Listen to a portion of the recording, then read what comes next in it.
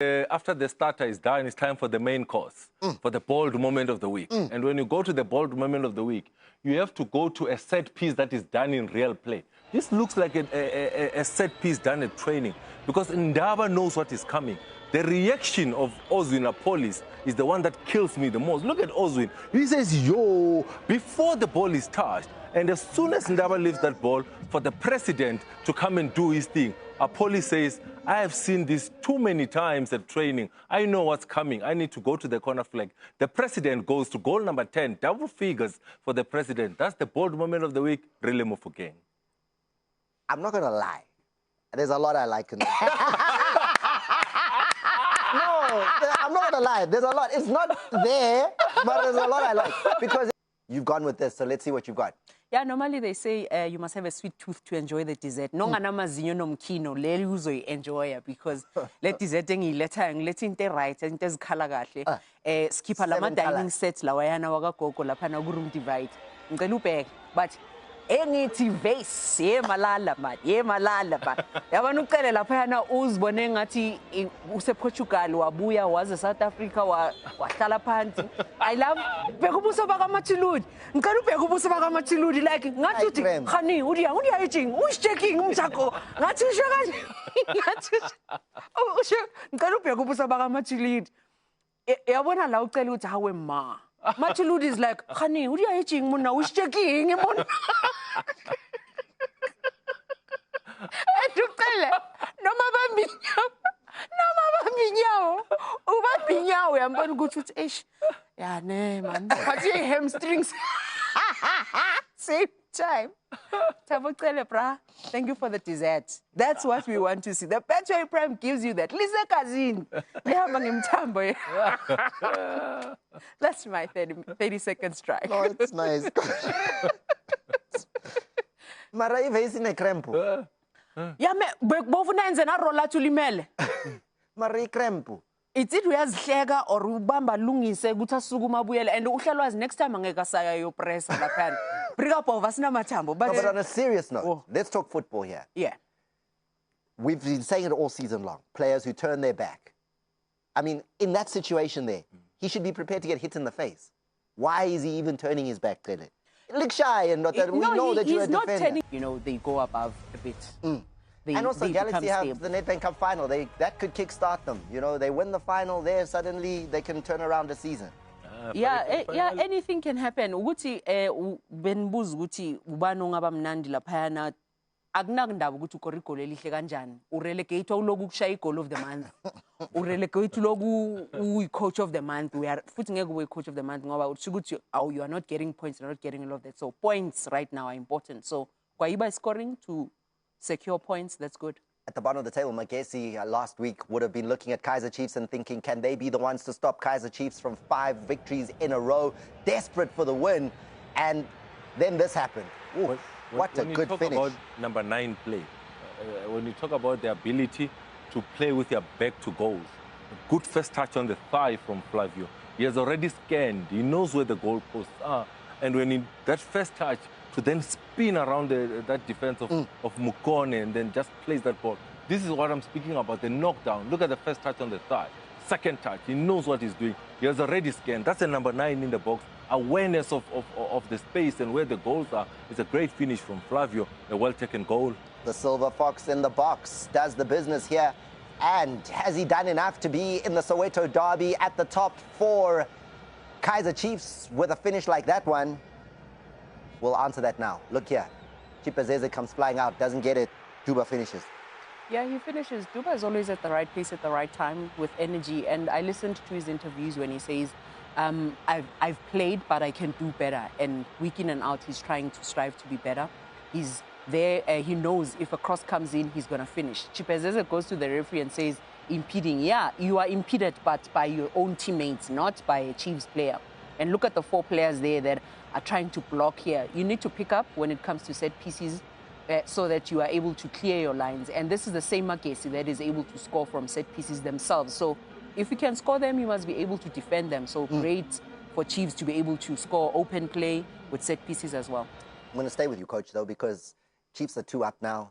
Coaching staff at Kaizer Chiefs look to the bench and they say, Frosler, come in, Munyani out. It makes a big difference making that change.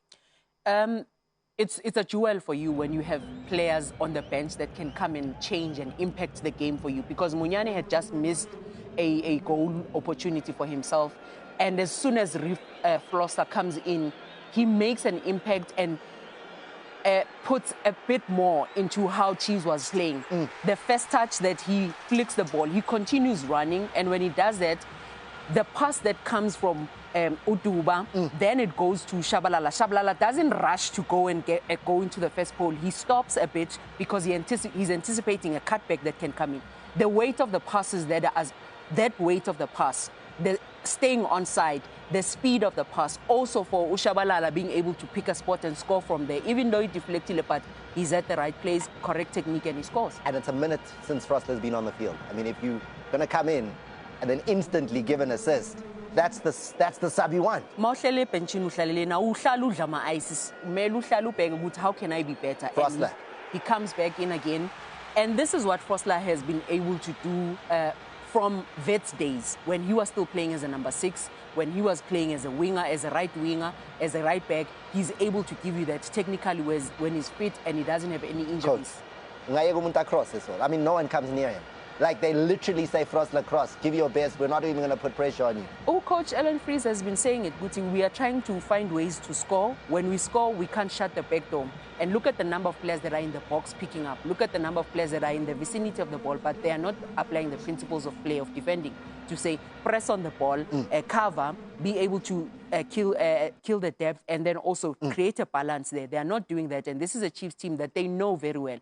They play on the flanks at times. I'm looking for this now. The tactics, the trends. What was Chiefs able to do that they might even try and do against Orlando Pirates? Let's take a look at what happened here.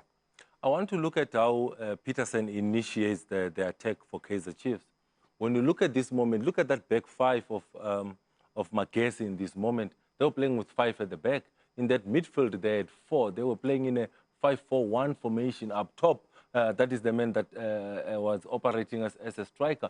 Now, look at the space between the lines that Magesi leaves behind. Peterson has got a very good pass. And when Peterson plays that ball wide, I'm spiraling Frostler because he comes off the bench to really affect the game in this moment. The end of God is on on Shabalala. He's going to go on and score the goal in this moment. Frostler goes for that aerial battle. Look at where the spaces are opening up now in that back 5. Now it looks at a 2v2. Look at Duba against Mukone in this moment. Up top, you look at Mayo versus Mufukeng in this moment. When Frostler gets that flick on, now Chiefs are set. They are going forward. Now Frostler does not stop. He continues with the run. The space I'm highlighting where Frostler is, he can play the pass inside. That is Duba.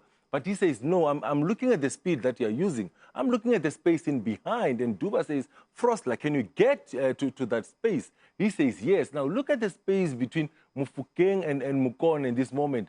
Shabalala and also Frostler wants to exploit that space. The ball goes wide to Frostler. Now look at the space that Shabalala has. He has got the time, he's got the space. The cut back from Frostler is inch perfect. He cuts that ball back, and when he cuts that ball back, Shabalala says, thank you very much, and he unleashes an unstoppable shot in that moment. That's Kaizer Chiefs for you, breaking down that 5-man defense. The ability from Peterson to play long, and then Chiefs uses the wide spaces, the cut back, the late run into the box, Shabalala finishes. You mentioned Mayo's name there. Which do you start on the weekend? You've got the Silver Fox in the box, Flavio who scores. You've got Mayo who scores in this game here. Do you have a preference up front for Chiefs? Silver Fox. Mayo, currently he's got a mental block in a sense that when he misses, it goes into his whole system and it takes time to snap out of it. The Darby does not need you to go through the emotions. It needs you to apply, snap out of, and miss, and go. He's back. Yeah, all right. He last scored in September, and now he's got a goal. The reason why they were able to win this game in this fashion is because they had a strong bench also coming up. And that also tells you from the tactics and trends, the mentality of the coach that week building up to that game, Magesi, was to say we are playing in zones. And the zones say that in relation to the ball, the fullbacks and the wingers are supposed to check where they are standing. And from them, if you look at 99% of the time, Peterson never played a short ball. They start short, just to draw the opponents, and then they bypass. When they bypass, 4 players are already moving, which means Pirates is something they need to look at when they go up against Chiefs over the weekend, to say, Chiefs, they don't build up short for Bumnand. They want to progress as quickly as possible into the final third to score the goals. Is there a striker between those two that would be more troublesome, in your opinion, to Orlando Pirates in the derby over the weekend? I think both brings different attributes. You look at Mayo, he has got the runs in behind. He has got the ability to position himself in the box. When you look at Flavio, he brings the aerial presence. He can hold up the ball, bring the likes of Mdu and chisel it into the game with the hold-up play. So different type of strikers. If you want to go direct physical, I'll go with Flavio. If you want to use the space in behind the defense of Orlando Pirates, then you'll then go with a Mayo to start up top. Which one do they need to do on the weekend? Direct or... They need direct, because you're going to go transition against a team that is highest in keeping possession in playing, that is Orlando Pirates. They don't give possession away. The slight chances that you get, you need a goal poacher, you need to go direct, and in terms of the capabilities of your players, you go quickly. So Flavio. There you go. Also, okay.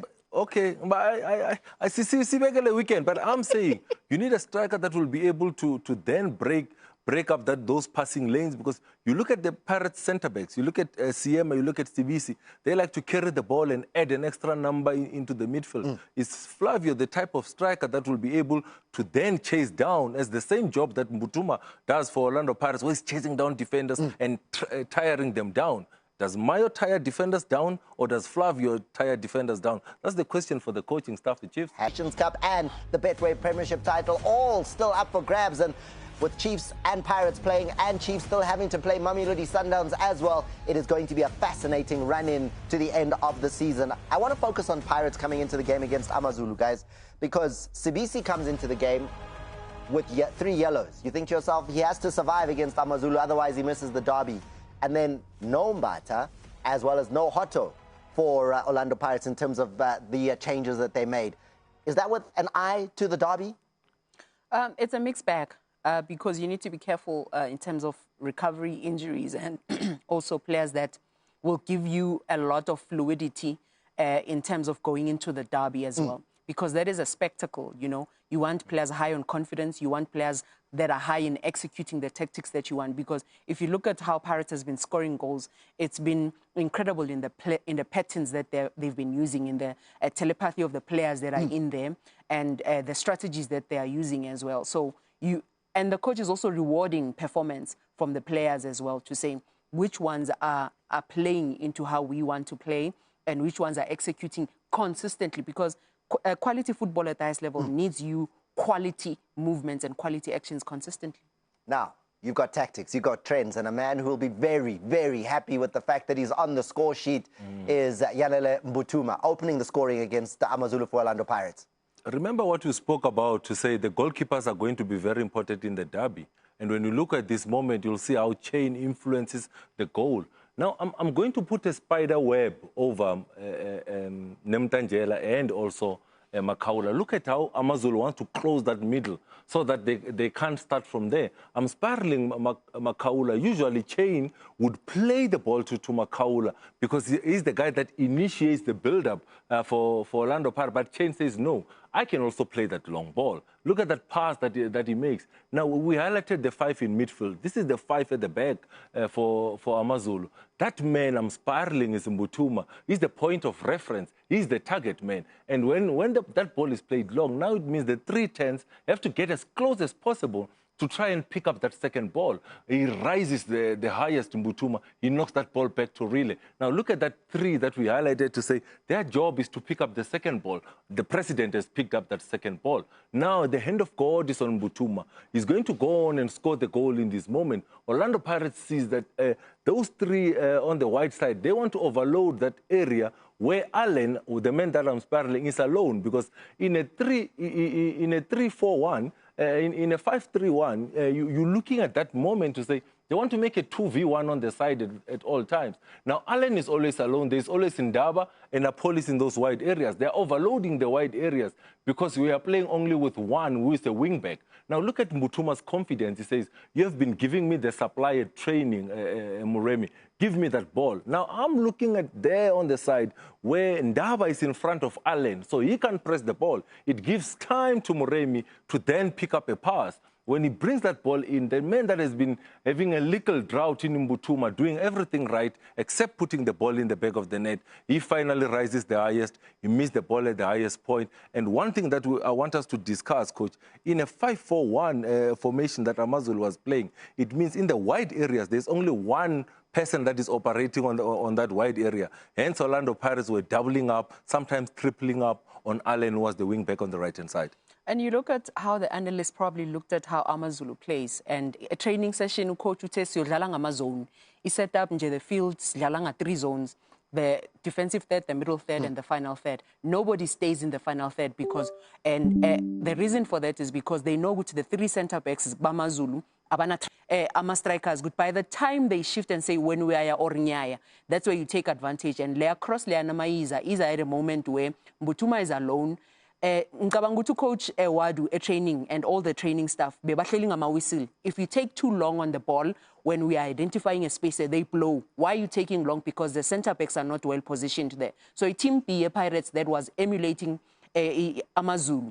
They did well to simulate and show what these are the spaces that are there. He speaks about Ndaba that is there, Apollos that is in there, is to say engage and occupy the center backs. Don't allow them to go closer to Mbutuma so that he has space to go in there. And when you are in that final zone, take a shot, or you are able to give to a better option. It got so tough for Allen that twice he pulled Moremi off the ball, just knowing that eventually the referee said yellow card. we keep seeing you pulling a guy who's not even getting the ball, but he had to because the trouble was coming. Yeah.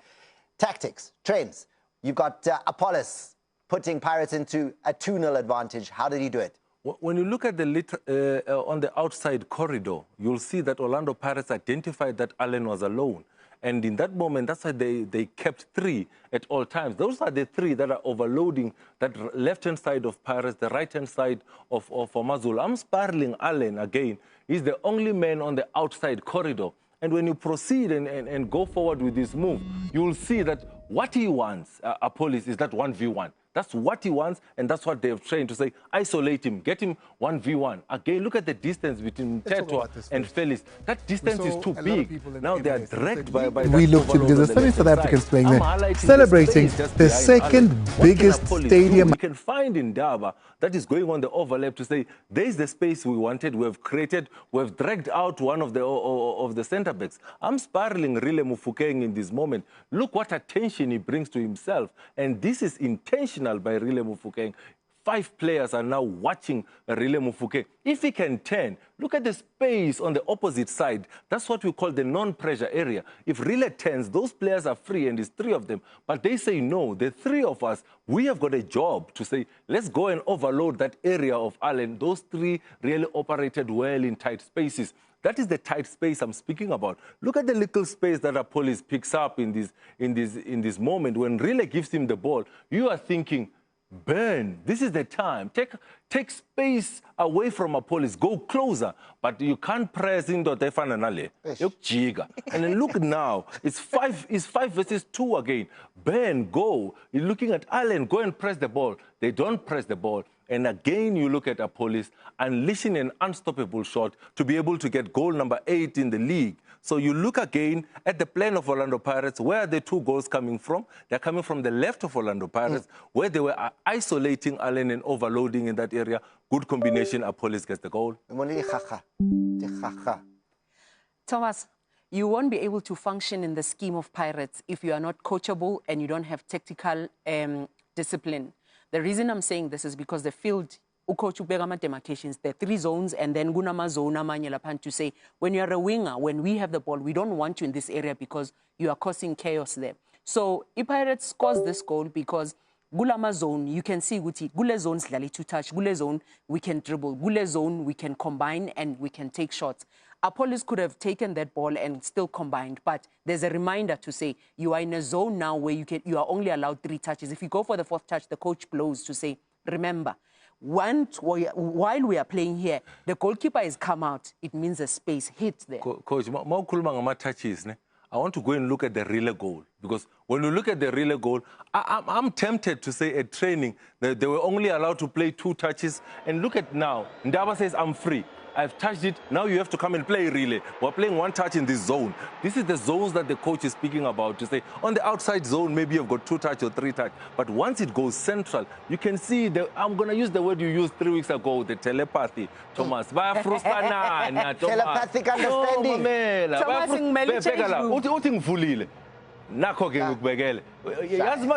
PM, may change room at the end of the season, because what's going to happen, they're going to show us, but we recorded this at training. This is identical to what we could have done at training. Umeli Pax Camp. Mamela,